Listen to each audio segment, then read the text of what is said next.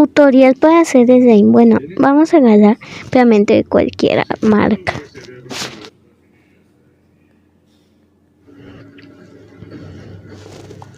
Se lo echamos.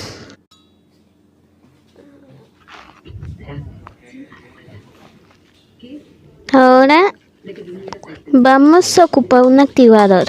Primero vamos a echar bicarbonato con agua, lo devuelven y así va a quedar. Bueno, yo ya lo había hecho, solo que me falta devolver un poquito. Ahora ya solo se lo he hecho. Y ahora tienes que devolver y ya hasta que se empiece a formar.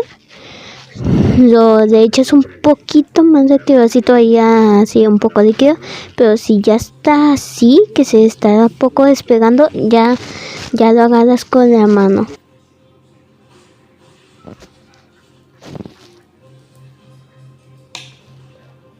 A mí ya me está quedando, pero hasta que ya quede ya lo agarras con las manos.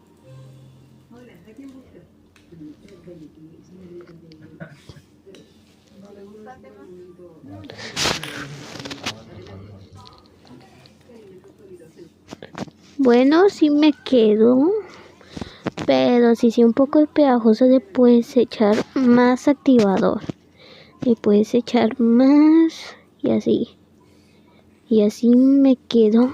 Hasta le puedes echar pintura, colorante y así o algo, ¿verdad? Para que se pinte. Yo le echo un poquitito más para que no esté muy pegajoso, porque me quedó un poquito más de pegajoso.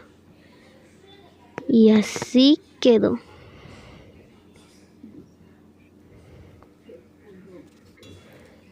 Así quedó. Bye.